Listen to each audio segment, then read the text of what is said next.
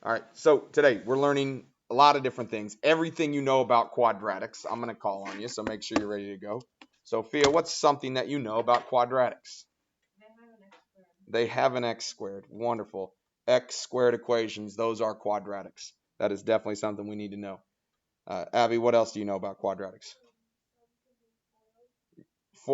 Factored, but yes, factor. So we're going to use factoring, and we can create them through foiling. Good, factoring, foiling. Matthew, what else? It makes a parabola.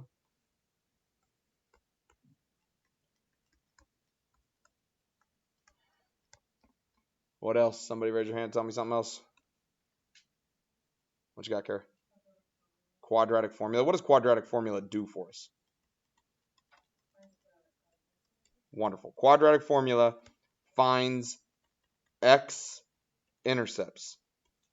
My last class was really bad at this. X-intercepts. You're going to hear me say this all the time. X-intercepts are the same thing as zeros, are the same things as roots, are the same things as solutions.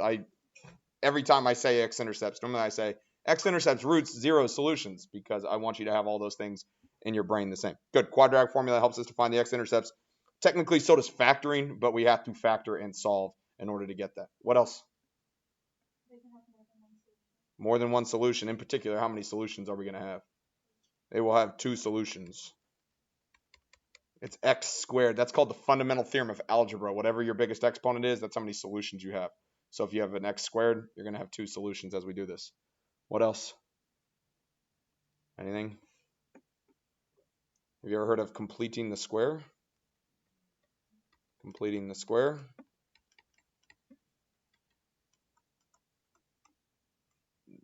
Other things that you might have heard before: vertex, axis of symmetry, discriminant. I don't know. That's probably it. We're doing all of those things today. Everything we just listed, plus the things I just said out loud, those are all things we are going to learn today. So there's a lot. But as I say, there's a lot. It's all review. This is things you did in Algebra 1. This is things you did in Algebra 2. It's just remembering how to do that. Okay, so for bell work here, it says determine the value of c that makes x squared minus 8x plus c a perfect square trinomial that can be factored in the form x plus h squared. Okay, so let's look at one of these together, and it hopefully will make some sense. X squared minus 8x plus blank. We need to fill in this mystery number right here. And whatever that mystery number is great, because once we fill that in, we'll be able to factor it into two different factors that are the exact same. Okay, so we want them to be the exact same. So what number, think about it, these two numbers right here need to multiply together to get this number, and they need to add to get that number. So what two numbers need to go in the blank, Matthew? Negative 4 and negative 4. X minus 4 and x minus 4. Everybody see what that would be? So if this was x minus 4 and x minus 4, what number would have had to be right here? 16, because it's what these two multiplied would get. Okay? Then if we wrote it as x minus 4 and x minus 4, we could then complete the square. Here is a square. It is x something squared. We're going to complete it. How do we complete it? By saying, all right, it's x minus 4 two times, so that is the same thing as x minus 4 squared. That is called completing the square. You take the x values, the x squared minus 8x, you put in that mystery number, and then you're able to set it into a complete, into a square, a perfect square of factors. Kind of makes sense? Notice some key things to this. When we do this, to get the mystery number, we take this number right here, we cut it in half of b squared. That's what number goes right there. So you take half of negative 8 would be negative 4. Negative 4 squared gets you 16, half of b squared. Notice that when we fill in these numbers right here, it is simply half of b. So you take negative 8, you cut it in half, you get negative 4. So the first time to fill in the number, it's half of b squared. To write it as factors, cut it in half. All right, so let's try it again. X squared plus 10x plus blank. I need to factor it into two identical factors. Remember, if you want to fill in this blank, we are doing half of b squared. Show me with your fingers. What number is going to go in that last line? Half of b squared. Half of 10 is 5. 5 squared, 25. And then we are cutting it in half to fill in here. So what numbers would 10 get cut in half to get you? What number is going to go in the blank? 5. And so we can write that as a completed square as x plus 5 squared. Anybody kind of remember seeing how we do this on completing the square? Last one, fill that one in if you haven't done it yet. Fill that one in if you haven't done it yet. Here we go. X squared minus 6x plus blank. What number is going to go in that blank out there? 9, half of b squared. So we take 6, we cut it in half, we get 3. 3 squared, we get 9. Now we're factoring it. Remember, we just take this b value and cut it in half. X minus 3, x minus 3 squared. That is completing the square. You need to be good at that for today. All right, let's look at our notes for today.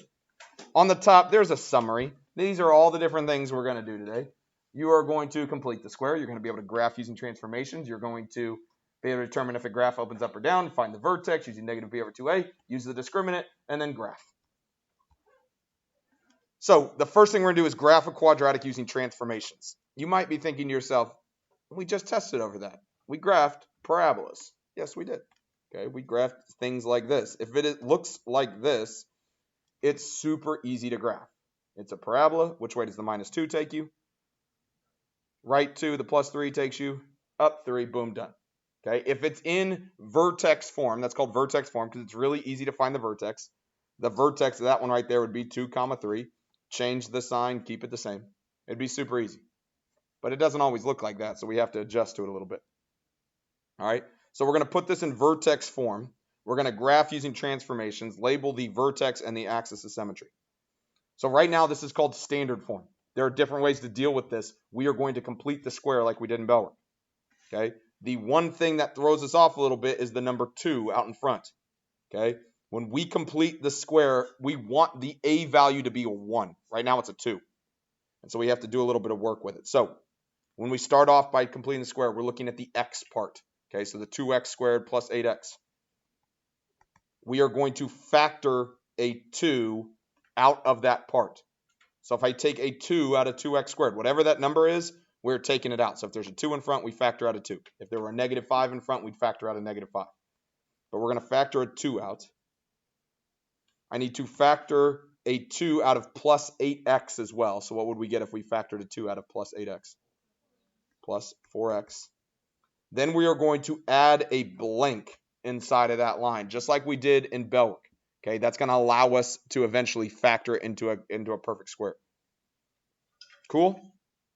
We've got this plus 5. That's a constant, so it doesn't go inside the parentheses. It's just going to go on the outside here. So plus 5 outside the parentheses. And you can't just magically add a blank to an equation and make it the same. You can't just add a number. And so what we need to do is we need to balance out this plus blank right here by putting a minus blank out there. We need to balance that equation. Whatever we add to that blank, we need to balance it out here in a second. So that was step 1. It was all about organization. We factored out any constants or any constants in front. We threw it inside of parentheses and we added our blanks. The next thing we're going to do is fill in the blanks. And that's what we did in Bellwork. Remember to fill in the blanks. We take this number right here. We cut it in half. And then we square it. What's half of 4 going to get me? 2. What's 2 squared? 4. So we throw a 4 right there. And then we need to balance that number out. Okay? You do not write 4 here. What number do I need to put in that blank to balance this out? An 8. Why? Megan, why am I adding an 8 out there? Wonderful. We've got this 2 here, but it's on the outside of the parentheses. So it looks like I wrote a 4, but I really wrote an 8 because it was 2 times 4. So to balance out a positive 8, we are going to subtract 8 out there. Okay, that was step 2. We filled in the blanks with half of b squared. Step 3 is we are going to complete the square. 2x something squared. On the outside, it's 5 minus 8. 5 minus 8 is going to get me negative 3, so that's easy. Now I just got to come up with something to go inside of the parentheses with that x. So remember what you're doing. You're factoring this guy. X squared plus 4x plus 4. That would factor into x plus 2 squared. Remember, we just take this number, we cut it in half. It's x plus 2 squared. Now that I've done all of that, now it is in vertex form, which means it's super easy to graph. Okay, this is what we would have graphed on our last test. Point, which way is the +2 going to take my graph? Left 2. The -3 is going to take me down 3. So left 2, down 3. It's a parabola. It's going to open up because it's positive. Normally my pattern on a parabola is 1, 3, 5. What is my pattern going to be on this guy? 2, 6, 10, because my a value is a 2. So we take all those numbers and multiply them by 2. So now it's 2, 6, 10. So from that vertex dot that we have, we're going up 2 over 1. And then up 6. 1, 2, 3, 4, 5, 6 over 1. 6 over 1. 10's too much, so I'm not going to worry about it right now. There's my graph. It asks us to label the vertex. Well, labeling the vertex is super easy. Flip the sign. So it is at -2. Keep it the same. -3. It also asks us to label the axis of symmetry. Or in other words, you're thinking of the line that is going to split this graph exactly in half. Okay, so that you could fold over that line and match up. Show me with your arm, what would that line look like? Everybody's showing me a vertical line. If it's a vertical line, what kind of line is that? X equals or Y equals? X equals because it's going to cross the x-axis. It is this line right here. That is the line that's going to separate us. It is at x equals whatever your x value of your vertex is. So it's x equals -2 there for axis symmetry. Axis symmetry should be super easy to do. Questions on that? Oh, my pen stopped working. Cool. All right, let's try the next one.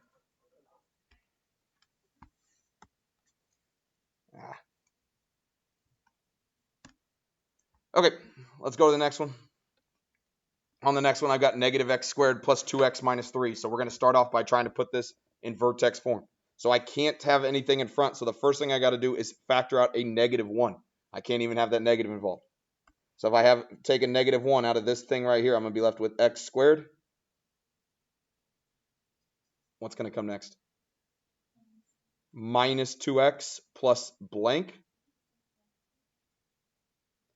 I've got a -3 still out here, and then I'm going to put a minus blank out there. Careful with that second blank. When you fill it in a second, use your brain and think it through. Talk with your neighbor. Do it. Let's look. x² minus 2x plus blank. We are filling in the blank. So in this blank right here, Sam, what number is going to go in there with that -2x? +1. Good, because it's half of b squared. Half of -2 is -1. -1 squared is 1. So she put a 1 there. Now think about this. What number needs to be added to the outside to balance? So what's it going to end up being outside? This is going to be a +1 out here. Okay? Because I wrote a 1 in that blank, but it was really a -1 because I got the -1 out in front. So I subtracted 1 there. To balance the subtracting 1, I added 1 on the outside. Okay? Don't let it be harder than it is. Once we've done that, then we're going to complete the square. So it's -1 x². -3 plus 1 is going to get me -2. We are going to finish this. -2, what's going to go with my x then? -1. Cut that thing in half. Remember, just take that -2 and cut it in half and get you -1. Great. There is my equation. Now I'm going to graph it. The -1 takes me right. The -2 takes me down. It's a parabola. My pattern is going to be 1, 3, 5, but which way are we opening?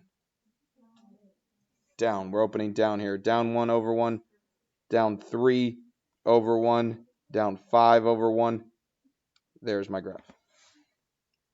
So again, the vertex would be at 1, -2. Your axis of symmetry would be x equals 1. Questions on how to put something in vertex form?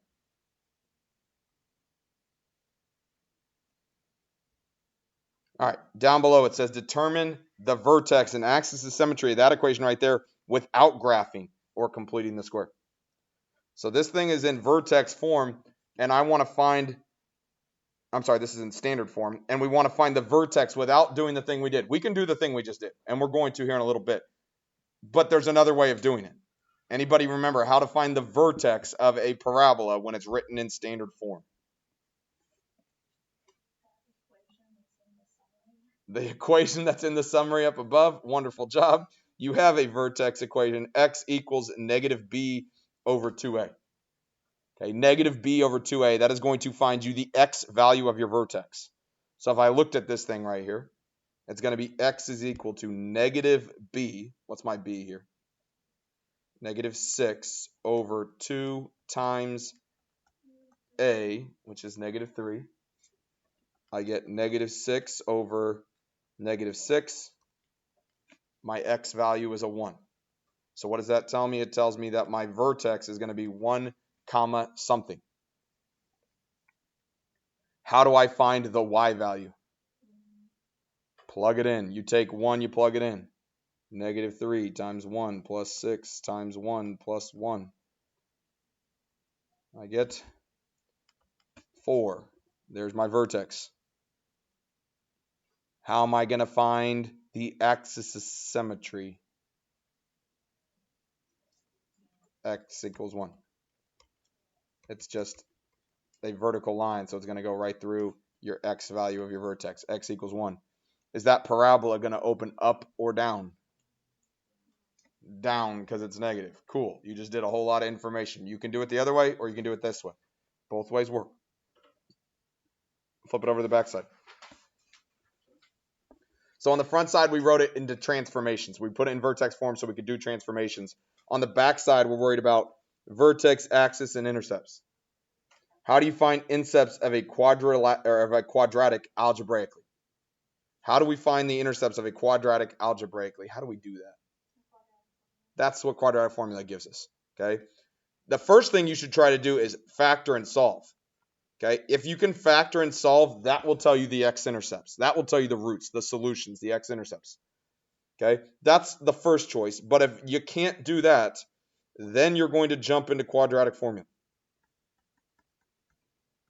When I was in, I think it was 8th grade, that my teacher taught us how to factor. And apparently I wasn't there that day, or I didn't pay attention, and I never learned how to factor. Like all through high school, I just did not factor.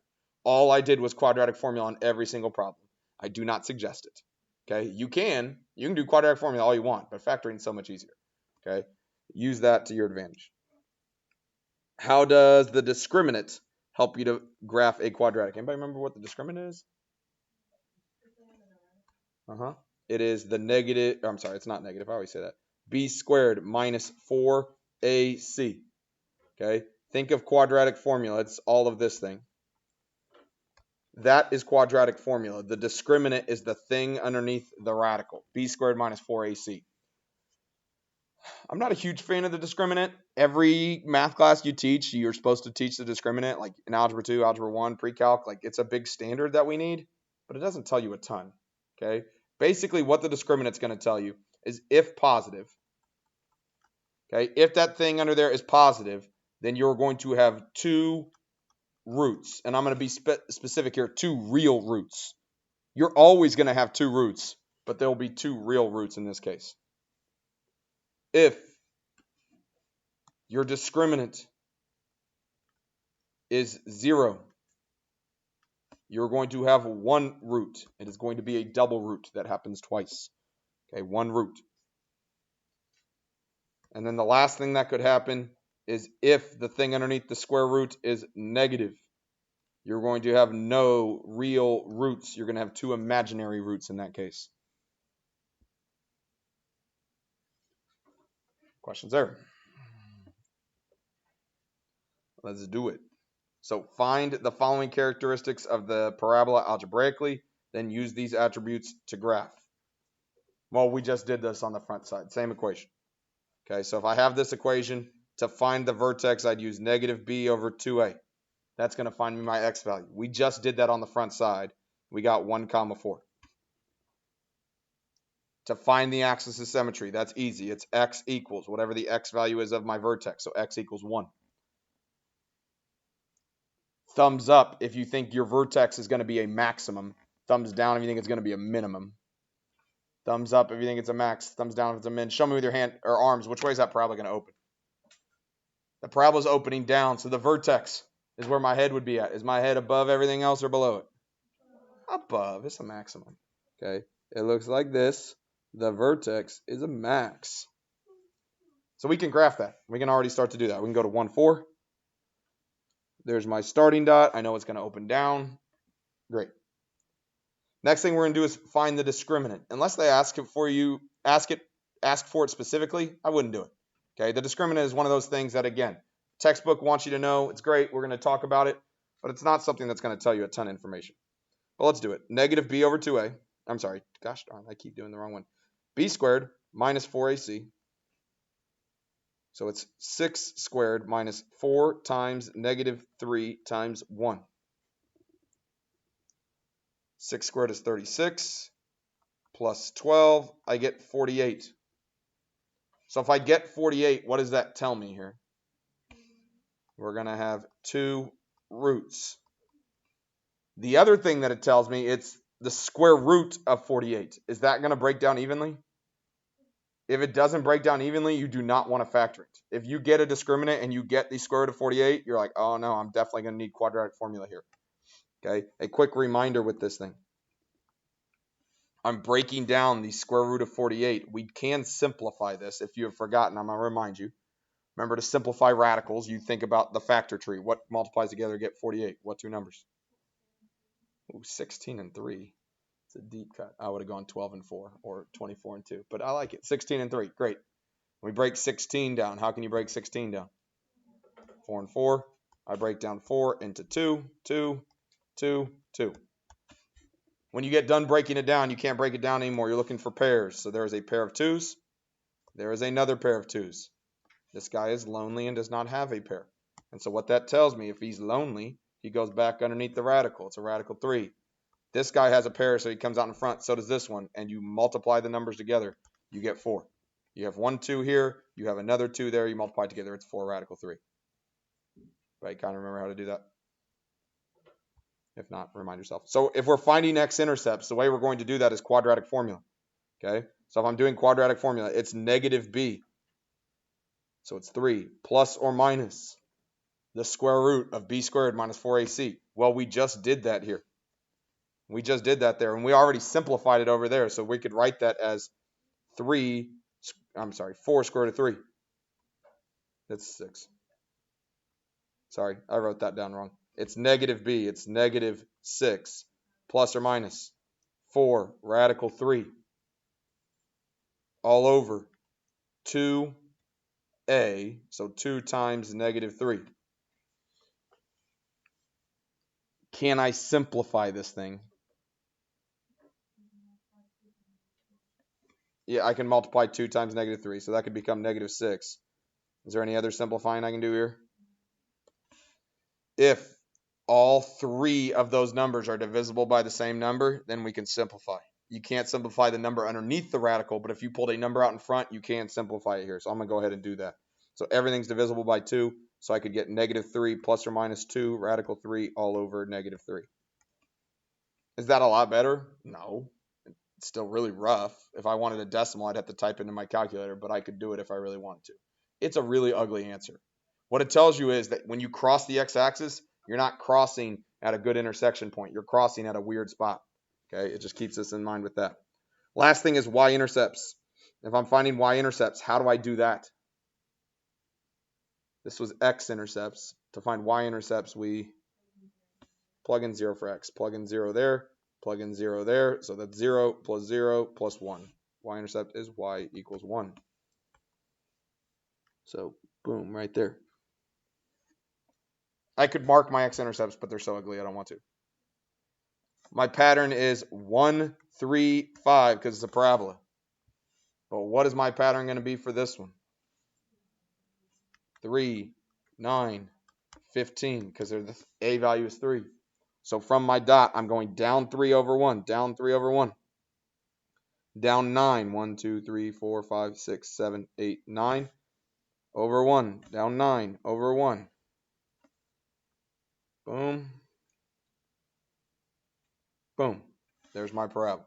Everything was the same. It was what we thought it was. It was a maximum. There was an axis of symmetry at x equals 1. There were 2 intersection points, and they're ugly. There's some random decimal in there. Questions on that? We could put this in vertex form using completing the square.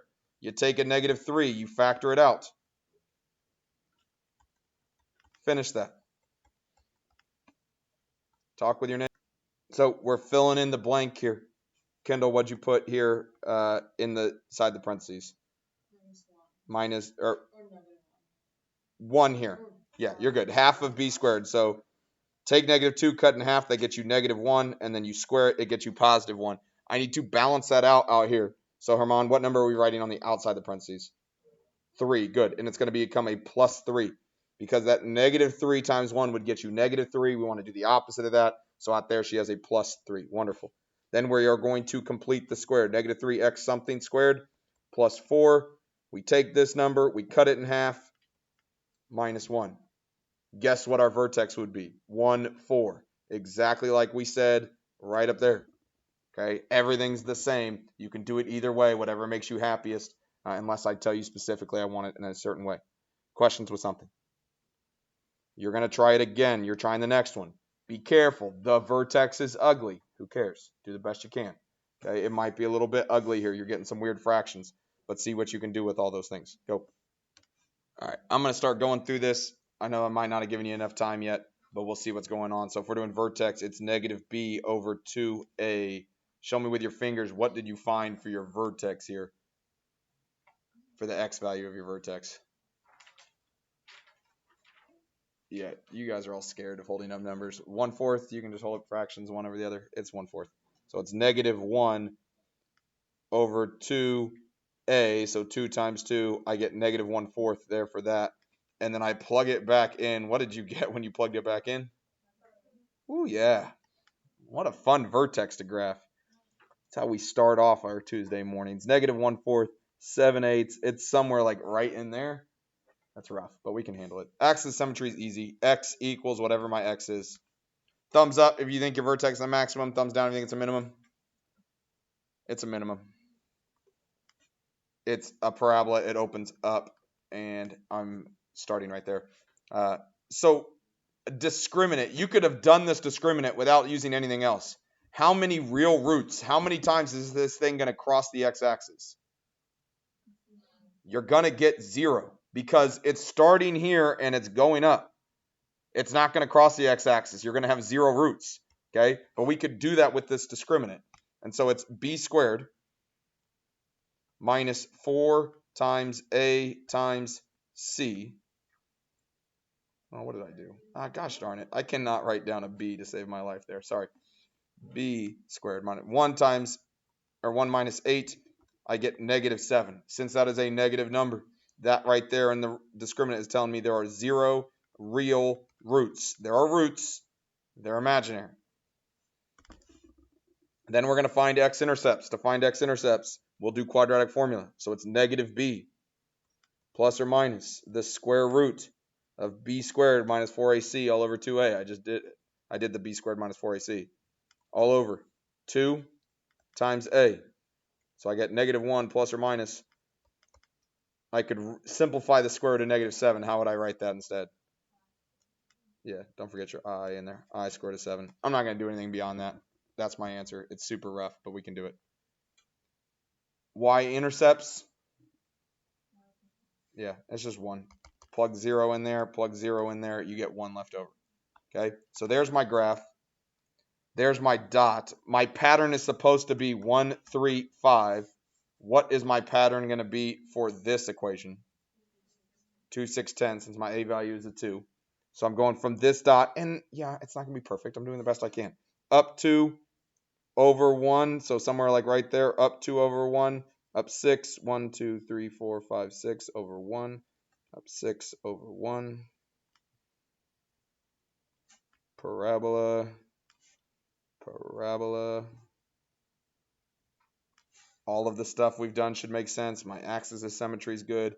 My minimum, it is a minimum for sure. There aren't any roots. The y-intercept is a positive 1.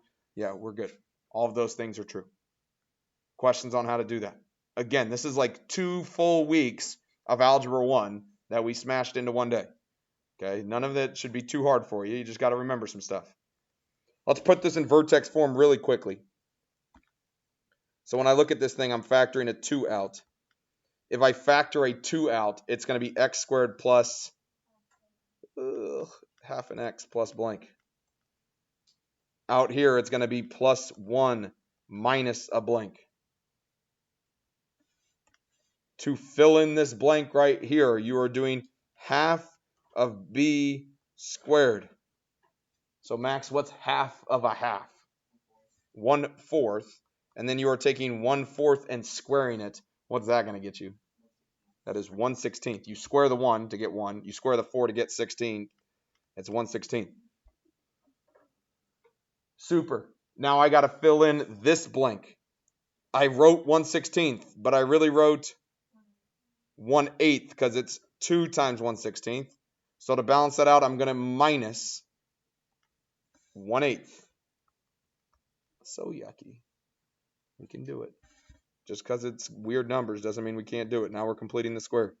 1 minus an eighth would be plus 7/8. We take this number right here, we cut it in half. What's half of a half? A fourth. Boom. There's my answer. Guess what? It got me the same vertex as the way I did it the other way. Hopefully